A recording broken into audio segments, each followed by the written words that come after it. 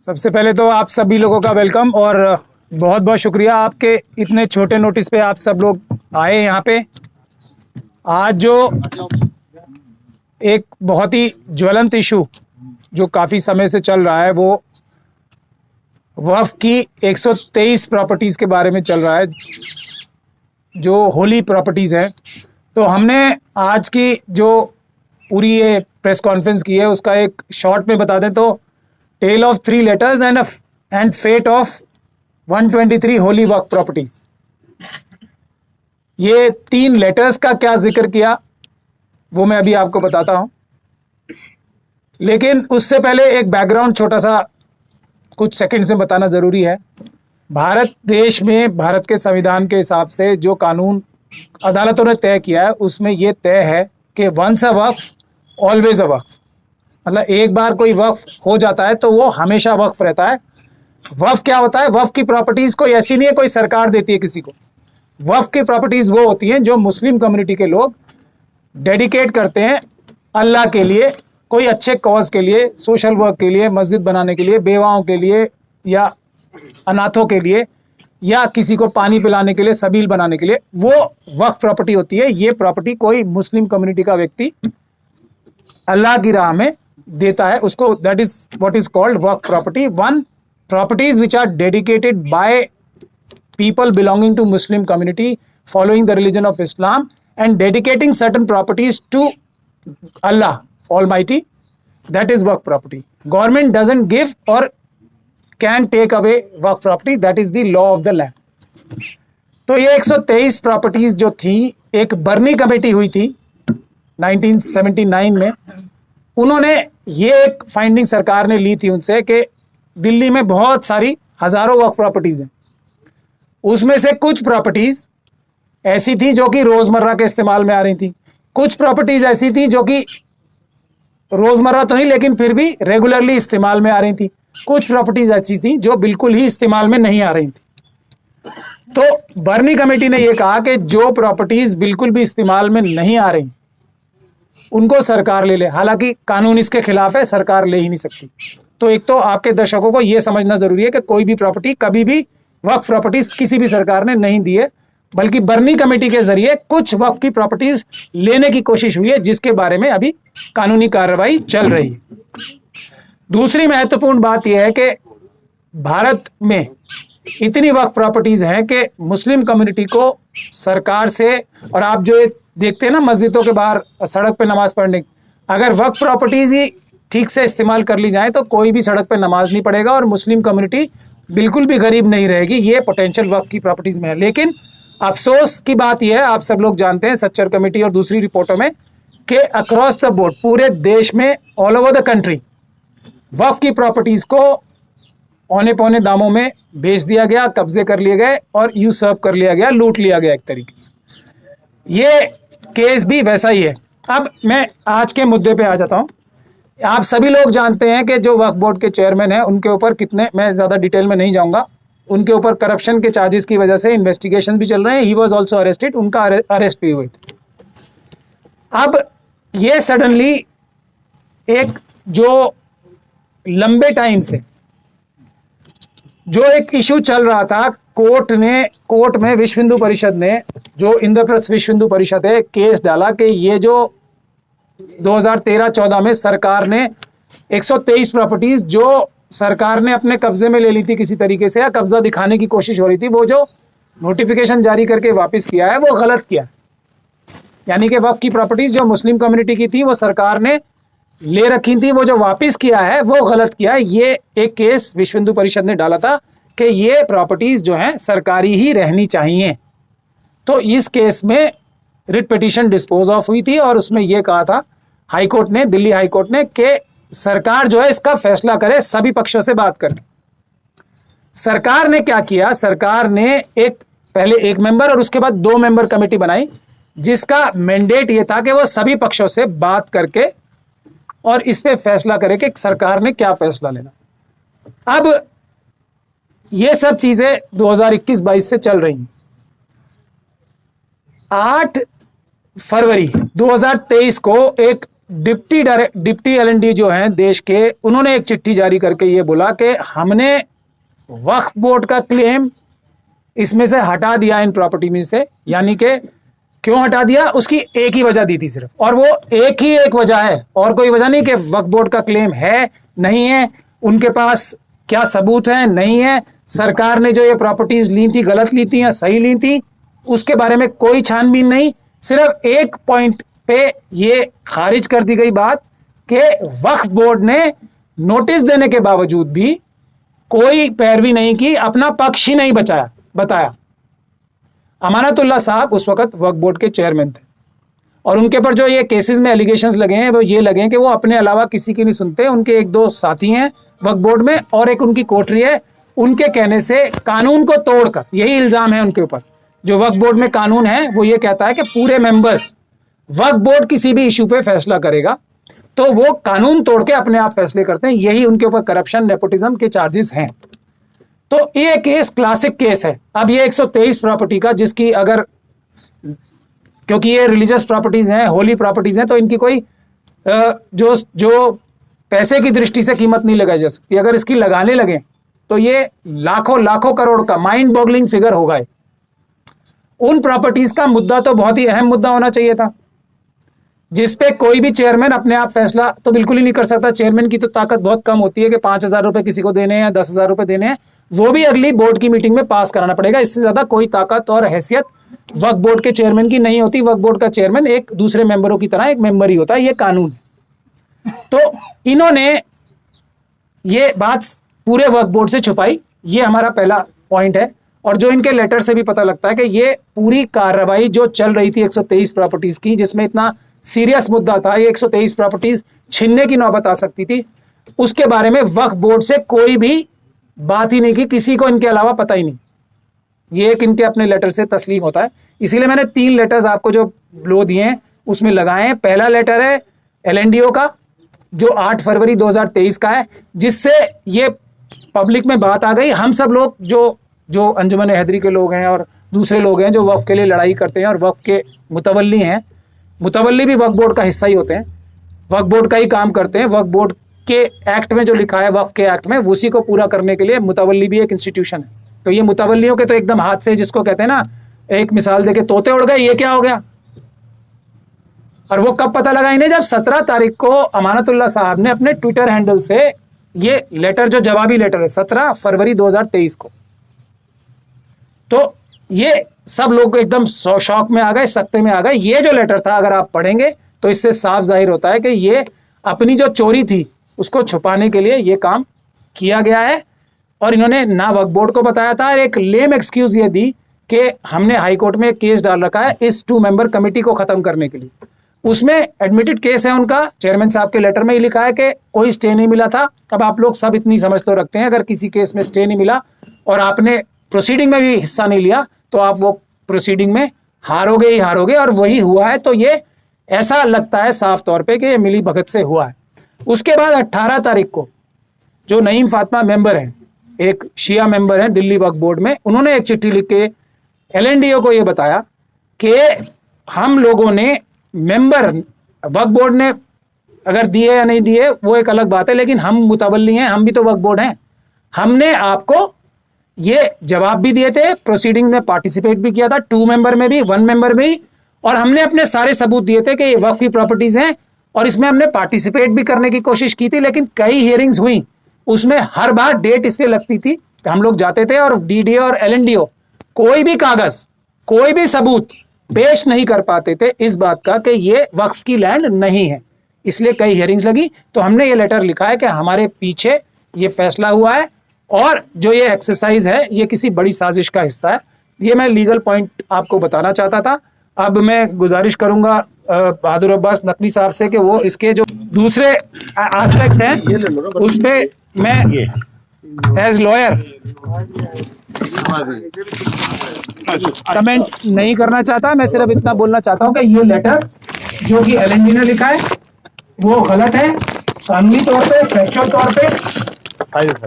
और वक्फ बोर्ड की भी कोई ताकत नहीं होती कि वो एक चेयरमैन कोई भी फैसला अपने आप ले ले। वक्फ बोर्ड पूरा फैसला लेता है और वक्फ की प्रॉपर्टीज गिव अप करने की पावर कानून के हिसाब से पूरे वक्फ बोर्ड के पास भी नहीं है। ये भी एक कानूनी पॉइंट है। अस्सलामुअलैकुम। सबसे पहले मैं बताना चाहूँगा कि जिस जगह आज आप अभी यहाँ प्रेस कॉन्फ्रेंस हो रही है, ये खुद एक वक्फ प्रॉपर्टी है जो 123 वक्फ प्रॉपर्टीज़ की लिस्ट के अंदर है। यहाँ आप देख सकते हैं आपके पीछे, ये वो जगह है जहाँ मुहर्रम के मौके पर खुद होम डिपार्टमेंट तक का इन्वॉल्वमेंट होता है और 70 ताज़िए तो एक ही जगह दफन होते हैं 10 मुहर्रम को। उसके अलावा चेहलुम के मौके पे जामा मस्जिद से यहाँ आता है, साथ बुल पाता है। पूरे साल यहाँ पर ज़ायरीन आते हैं। यहाँ पीछे देखेंगे आप मज़ार और कब्रें आपको सब जगह मिलेंगी। इसकी 4 दीवारी खुद गवर्नमेंट रिकॉर्ड के हिसाब से 350 साल पहले बनाई गई थी। करबला 800 साल पुराना रिकॉर्ड है, ऑफिशियल रिकॉर्ड की बात कर रहा हूँ मैं। ये वो रिकॉर्ड कर रहा हूँ जो भारत सरकार मानती है, जो गवर्नमेंट मानती है कि इस करबला की 4 दीवारी 350 साल पुरानी है। इस जगह के लिए एक विश्व हिंदू परिषद इन्होंने एक केस दायर किया जिसके अंदर ये कहा गया कि 123 वक्फ प्रॉपर्टीज को सरकार ने वक्फ बोर्ड को दे दिया है, जो अपने में ही एक बोगस बात थी, जिसका सबूत यह है कि वक्फ बोर्ड का खुद जो है वो आज़ादी के बाद बना है। और भारत सरकार की बात जहां तक है देने की, तो ये सवाल ही नहीं उठता, क्योंकि ये वक्फ जायदादें सैकड़ों साल से वक्फ के तौर पे इबादत के लिए, रिलीजियस अरकान के लिए इस्तेमाल होती रही। अब जहां तक बात है अभी वक्फ बोर्ड के ट्रूमन कमेटी को जवाब ना देने की, तो सबसे पहले ये मैं आपको दिखाना चाहूंगा। ये आप देखेंगे, ये अंजुमन हैदरी जो लार्जेस्ट शिया ऑर्गेनाइजेशन है पूरे हिंदुस्तान की, हम लोगों ने इस पूरी प्रोसीडिंग के अंदर बाकायदा पार्टिसिपेट किया। और खाली 2 मैन कमेटी में नहीं, इससे पहले 1 मैन कमेटी बनी थी। 1 मैन कमेटी के अंदर भी हम लोगों ने पार्टिसिपेट किया। और उसके बाद 2 मैन कमेटी के अंदर हम लोगों ने हर तारीख पर जाकर पार्टिसिपेट किया, जिसकी तारीख है 23/5/2022 की भी है, 1/6/2022 की भी है, 21/6/2022 की भी है, 4/7/2022 की भी है। हम हर तारीख पे गए, हमने तमाम सबूत और दस्तावेजात वहां 2 मैन कमेटी में दिए। एक रिटायर्ड जज साहब होते थे, रिटायर्ड एसडीएम होते थे, और वहां पर हर बार डीडीए ने आने के बाद ये कहा कि हमारे पास कोई सबूत ऐसा नहीं है कि ये वक्फ जायदाद नहीं है, हम कुछ नहीं देना चाहते। हमने बार बार कहा कि अगर आप कुछ देना चाहते हैं तो हमें दें, हम उसका जवाब देंगे, मगर वहां पर कोई सबूत डीडीए प्रोड्यूस नहीं कर पाया। इसी तरह हमारे इमामिया हॉल की तरफ से भी जो हमारा वक्फ है, और बहुत सारे मुतवल्लियान ने वहां पर जवाब दिए। मगर उसके बाद जिस तरीके से ये लेटर लिखा गया है, जो अभी डिप्टी एलएनडीओ ने, कि कोई रिप्रेजेंटेशन, आप कोर्ट का ऑर्डर पढ़िए, कोर्ट का ऑर्डर है कि जितने भी स्टेक होल्डर्स हैं उन सब से जवाब लिया जाए, उनके ऑब्जेक्शंस लिए जाएं। तो जब स्टेक होल्डर्स में जो हम गजटेड मुतवल्ली हैं, हम सब ने अपने जवाब दे दिए, तो फिर ये ऑर्डर जो निकाला गया कि कोई जवाब नहीं आया, ये पूरी तरह एक बड़ी साजिश की तरफ इशारा करता है। और इससे भी बड़ी साजिश जो असली मैं आपको बताने जा रहा हूं, ये जो अमानतुल्लाह खान है और केजरीवाल है, इन लोगों ने ये पूरी कॉन्स्पिरेसी रची है। केजरीवाल साहब मुसलमानों के हितैषी बनने का जो ढोंग रचते हैं, ये उस साजिश का हिस्सा है।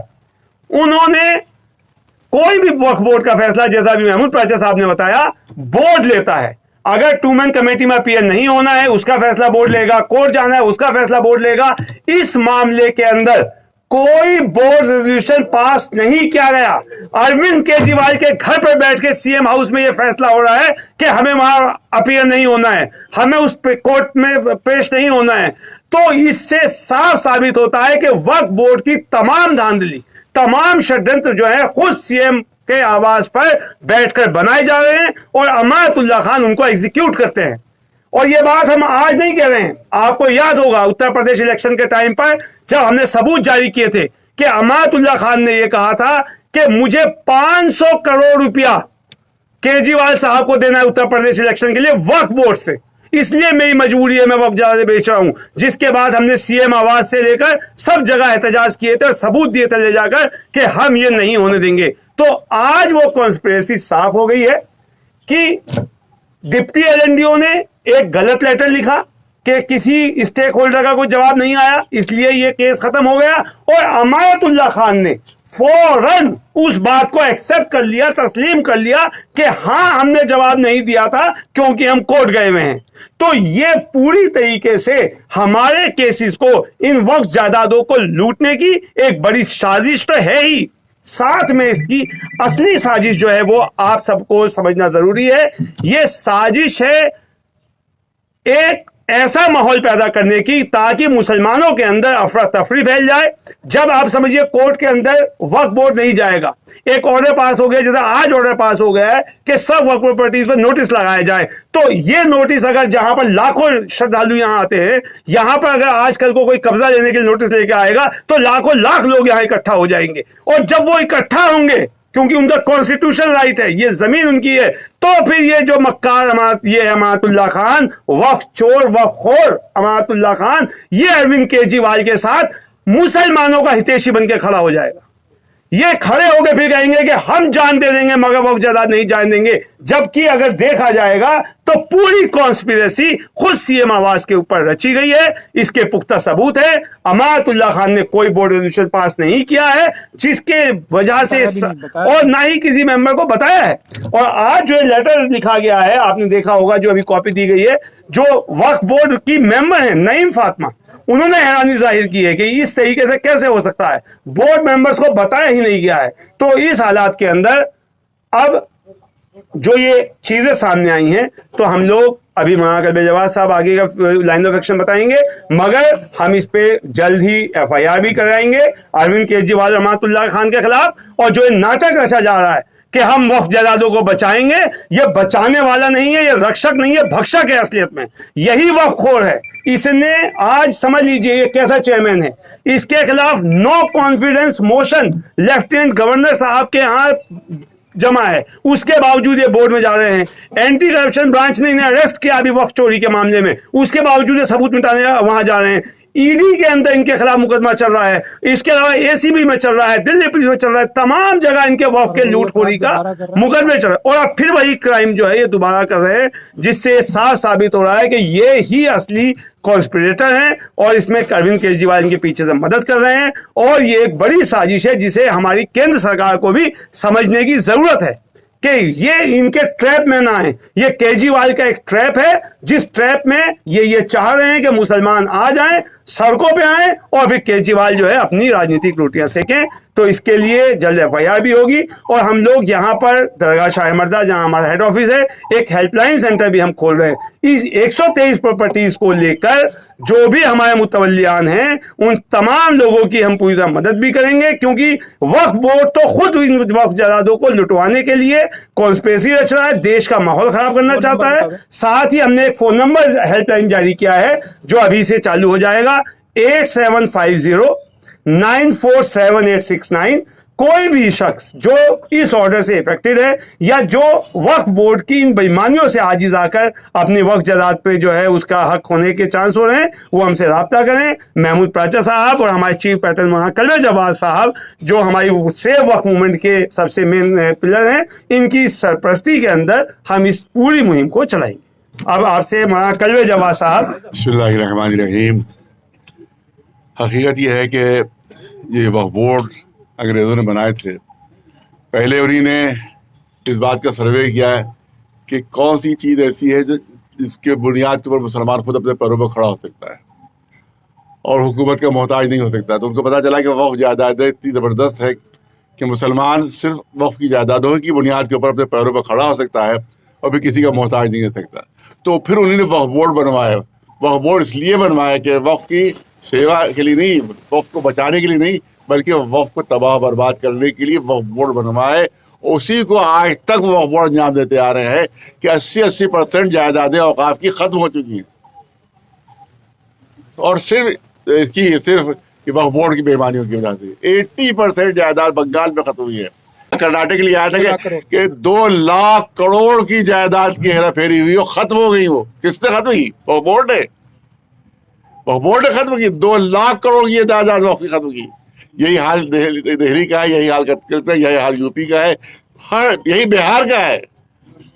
सबसे बड़े चोर को बना दिया जाता है वक्फ बोर्ड चेयरमैन, ताकि वो चोरियां करके सब खत्म। जो उनकी पॉलिसी है कि औकाफ खत्म हो जाए, मुसलमान भीख मांगे। ये है पॉलिसी गवर्नमेंट की। मुसलमान भीख मांगता रहे और उनके दरवाजे के ऊपर हाथ फैलाता रहे, ये पॉलिसी, इसकी वजह से औकाफ को खत्म किया जा रहा है। सिर्फ ये पॉलिसी है। और सुप्रीम कोर्ट का फैसला है कि एक वक्फ जब डिक्लेयर वक्फ हो गया, वो सबूत हो गया कि वक्फ साबित हो गया, तो फिर वो क़यामत तक वक्फ ही रहेगा। उसके नेचर को चेंज नहीं कर सकता कोई। LNDA की क्या हैसियत है? पूरी दुनिया की हुकूमतें मिल जाए तब भी वक्फ के नेचर को चेंज नहीं कर सकती। वक्फ रहेगा अगर एक बार साबित हो गया। लिख रहे हैं कि वक्फ है, उसके बाद कह रहे हैं कि हम इस पर कब्जा करेंगे। ये लिख रहे हैं कि वक्फ है, उसके बाद कह रहे हैं कि हम इस पर कब्जा करेंगे। आप ये उससे बढ़कर हो गए हैं सुप्रीम कोर्ट से। सुप्रीम कोर्ट फैसला कर रहा है कि 100 साल पहले भी अगर किसी वक्फ प्रॉपर्टी में कब्जा हुआ है तो नाजायज है। ये सुप्रीम कोर्ट का फैसला है। आप सुप्रीम कोर्ट, LNDA जो है सुप्रीम कोर्ट से बढ़कर है। तो इसके लिए जो है वो हम लोगों की तहरीक चलेगी और हम हरगिज एक इंच जमीन भी अपनी जाने नहीं देंगे। जाने देंगे मगर जाने नहीं देंगे। और इसमें शिया सुन्नी सब मिलकर काम करेंगे और दुनिया को दिखाया जाएगा कि ये केजरीवाल जो मुसलमानों के हमदर्द बना हुआ सारे वोट लिए, और ये बरतुल्ला खां जो मुसलमान बनता है, ये सब के सब ये इस्लाम दुश्मन है, मुसलमान दुश्मन है ये, और सिर्फ मुसलमानों की तबाही और बर्बादी का जो सामान फराहम कर रहे हैं। लिहाजा हमारी तहरीक इस पर चलेगी, फिर ऑल इंडिया तहरीक चलेगी इसके ऊपर, और हम इस औकाफ को जाने नहीं देंगे। ये यहाँ पर ऐलान हमारा है, और चाहे इसके लिए हमें कोई भी कुर्बानी देना पड़े, हमें इसके लिए कुछ भी कदम उठाना पड़े, लेकिन हम ये कि जो मुसलमानों को तबाह करने की साजिश है, वो हम साजिश को कामयाब नहीं होने देंगे। ये औकाफ हम बचा के रहेंगे, और इसके लिए चाहे जितनी भी हमें कोई भी कोशिश करना पड़े और कोई भी कुर्बानी देना पड़े, उस कुर्बानी के लिए हम वादा हैं। ये गवर्नमेंट साफ सुन ले, कोई LNDO साफ सुन ले, केजरीवाल साहब साफ सुन ले। अमानतुल्लाह, ये अमानतुल्लाह नहीं है, खयानतुल्लाह है। एक चीज होती है अमानत, एक होती है खयानत। अमानत यानी कोई चीज तुम्हारे पास है तो हिफाजत करो, खयानत ये है कि दूसरे का माल हड़प कर जाओ, तो खयानतुल्लाह है, अमानतुल्लाह नहीं है वो। लिहाजा इसके खिलाफ भी कार्रवाई होना चाहिए, और कानूनी कार्रवाई भी होगी। उसके अलावा अगर हमको सड़कों पर आना पड़ेगा तो हम सड़कों पर भी आने के लिए तैयार। क्या करेंगे सर, मतलब आगे कोर्ट का रास्ता फिर से अपील करेंगे? हाँ बिल्कुल करेंगे। देखिए, कोर्ट में तो मैं बताता हूँ आपको, ये जो 2 मेंबर कमेटी ने जो अगर फैसला दिया, जो अभी तक हमसे छुपाया गया, ये सब बातें ही चेयरमैन साहब को पता होंगी, बोर्ड को पता होनी चाहिए थी। तो वो ना तो 2 मेंबर कमेटी का फैसला हमारे सामने आया है, जो पीठ के पीछे सारे फैसला हुए हैं वो वैसे ही कानूनी नज़र में बिल्कुल भी नॉनेस्ट होते हैं, उनकी कोई वैल्यू नहीं होती, और ये साफ तौर पे फैसला हमारी पीठ के पीछे हुआ है। दूसरा, जो झूठ बोला गया है, जो हमने लेटर देखा है LNDO का, उसमें साफ साफ झूठ बोला गया है कि किसी ने अपोजिशन ही नहीं की, वो भी झूठ बोला गया है। तो ऐसे इन दोनों वजह से किसी भी हालत में, और तीसरी बात यह कि हाईकोर्ट ने ऑर्डर ये किया था कि सरकार को फैसला करना है after hearing all the parties. तो अभी ये कमीशन के बेसिस पे सरकार ने फैसला किया, उस फैसले में भी हमें कोई पार्टिसिपेट करने की, ये कमीशन की रिपोर्ट के बाद सरकार को फैसला करना था ना। ये तीनों चारों वजहें ऐसी हैं जिसकी वजह से बिल्कुल कानूनी ताकत बिल्कुल भी नहीं है इस ऑर्डर की जो LNDO साहब ने पास किया। ये एकदम बेकार है। देखिए, एक चीज हम बहुत साफ कर दें, जो बहुत बड़ी आप लोगों में गलतफहमी और फैलाई जाती है कि वक्फ बोर्ड वक्फ का मालिक है जी, अपनी मिल्कियत साबित नहीं कर सका। वो वक्फ बोर्ड मालिक नहीं है, वक्फ बोर्ड केयर टेकर है। मालिक अल्लाह है, औकाफ का मालिक अल्लाह के लिए वक्फ होता है, ये केयर टेकर है। ये अगर कह दे कि ये वक्फ नहीं है, अगर किसी वक्फ को वक्फ बोर्ड कह दे वक्फ नहीं है, तब भी बात नहीं मानी जाएगी, तब भी उनकी बात नहीं मानी जाएगी। 2 सवाल है मेरे जी। एक तो क्योंकि अभी जो है पाठक साहब भी बता रहे हैं कि केंद्र सरकार को इस पर फैसला लेना है। हाँ। तो उनका जो, तो क्या इस सिलसिले में आप प्रधानमंत्री से मिलने के लिए समय मांग रहे हैं? बिल्कुल बिल्कुल, हम लोग जाएंगे, बिल्कुल मिलने जाएंगे उनसे भी और अमित शाह साहब से भी और सब लोगों से मेन से सब कहा है कि ये क्या आप मुसलमानों का तबाह बर्बाद करना है, क्या अगर प्लान है तो वो भी बता दीजिए आप। और अगर आप कहते हैं कि सबका विकास और सबका साथ, तो ये सब क्या हो रहा है ये सब। और फिर ये जब सुप्रीम कोर्ट का फैसला है कि एक वक्फ हो गया डिक्लेयर, उसको आप उसके नेचर चेंज कर ही नहीं सकते जब सुप्रीम कोर्ट का फैसला है। और फिर ये वक्फ बोर्ड चाहे आप जैसे दाखिल करे चाहे ना करे, वक्फ रहेगा। जी, और दूसरा मेरा सवाल इसी से रिलेटेड है, क्योंकि आपने पहली लाइन में ये कहा कि सारे वक्त को बर्बाद करने वाले वक्फ बोर्ड ही है। हाँ। जमीन को, तो क्या लगता है कि वक्फ बोर्ड को ही खत्म कर देना चाहिए? नहीं, अच्छे लोग लाना चाहिए वहां पर, सही लोग लाना चाहिए भाई। गवर्नमेंट में अगर खराब आदमी तो गवर्नमेंट थोड़ी खत्म कर दी जाएगी, अच्छे लोग लाए जाएंगे। महमूद साहब, ये टेक्निकल बात समझाइए कि जो पैनल है, जो अपनी कमेटी जो बनी है, ये सरकार की तरफ से बनाई गई या कोर्ट की तरफ से, क्या है? ये पूरी तरीके से सरकार की तरफ से बनाई गई थी। कोर्ट का आदेश सिर्फ इतना था कि जो गवर्नमेंट है वो सभी पक्षों को सुन के फैसला करेगी इस बात पे। लेकिन जो डिफिकल्टी आएगी वो मैं आपको बता रहा हूं कि जब जिसको स्टेक होल्डर मेन बताया जा रहा है, उसने ही रिकॉर्ड पे कुछ सबूत नहीं लाए। ये एक ही वजह से तो ये कमेटी ने भी फैसला दिया ना कि वक्फ बोर्ड ने कुछ कहा ही नहीं, हालांकि वो गलत है। मुतवल्ली भी वक्फ बोर्ड का हिस्सा ही होते हैं, मतलब वक्फ ही होते हैं।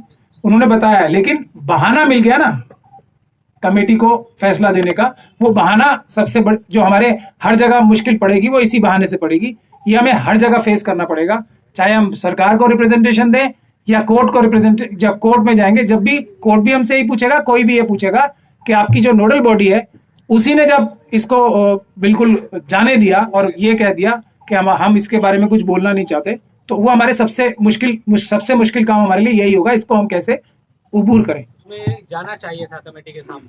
नहीं, जब स्टे नहीं मिला, आप देख लीजिए ना, क्या ये तो कोई बच्चा भी जानता है ना, अगर एक प्रोसीडिंग चल रही है या तो उसका स्टे हाई कोर्ट में इन्होंने लगाया, जैसा कि इनके लेटर से समझ में आ रहा है, तो स्टे नहीं मिला। अब दो रास्ते बचते हैं, या तो सुप्रीम कोर्ट जाके स्टे लाते, अगर स्टे नहीं लाया तो वो कार्रवाई तो चल रही है और आप जानबूझ के दूसरी तरफ देख रहे हैं, तो ये बेईमानी की इसमें से साफ झलक नजर आती है। ये शामिल होकर कोई कॉन्स्पिरेसी की साफ झलक आती है।